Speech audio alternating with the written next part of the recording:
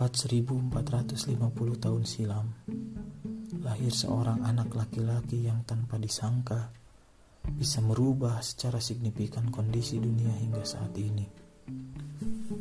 Muhammad ia diberi nama kemudian.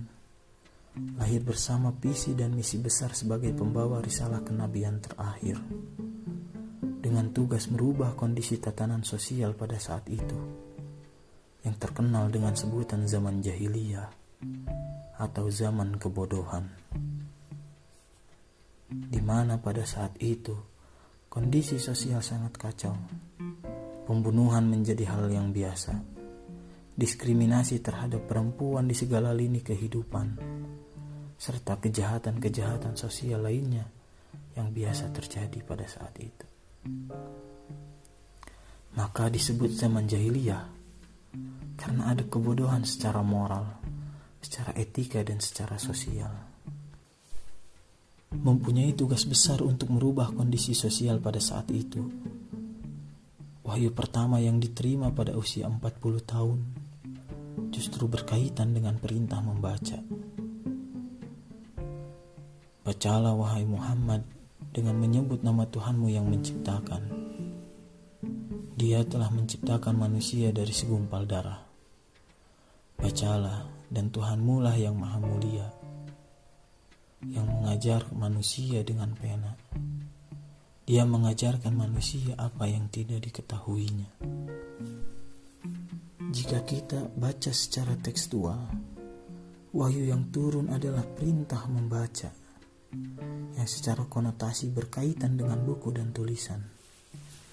Tapi secara kontekstual, makna membaca di sana lebih besar daripada itu. Ada makna teologis yang disampaikan pada pesan di dalam ayat tersebut, di mana perintah membaca kemudian disandingkan dengan beriman kepada Allah yang telah menciptakan manusia dari segumpal darah.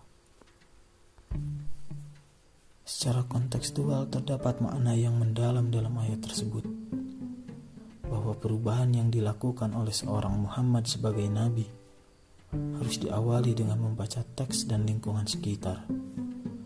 Kemudian harus mempunyai spirit teologis yang kuat, sehingga perubahan yang dilakukan pun mengandung nilai yang mendalam.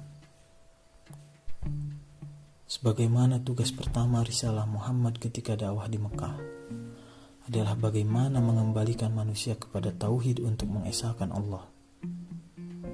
Di sini bisa kita lihat keberhasilan Muhammad merubah kondisi dunia pada saat itu adalah dengan memperbaiki kondisi ketuhanan manusia agar kembali kepada Allah yang Maha Esa.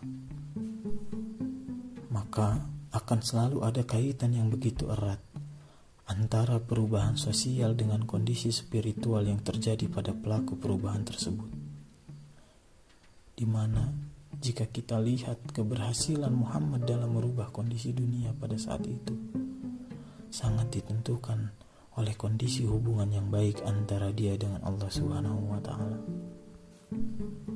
Maka jika bercermin pada gerakan yang dilakukan oleh seorang Nabi Muhammad, di mana pas Mekah adalah dakwah membangun ulang teologis yang kuat, kemudian membangun peradaban baru sehingga tercipta tatanan masyarakat yang madani, seharusnya kita pun melakukan hal tersebut, bahwa memperbaiki terlebih dahulu hubungan kita dengan Allah, maka segala urusan dunia kita pun bisa menjadi lebih baik.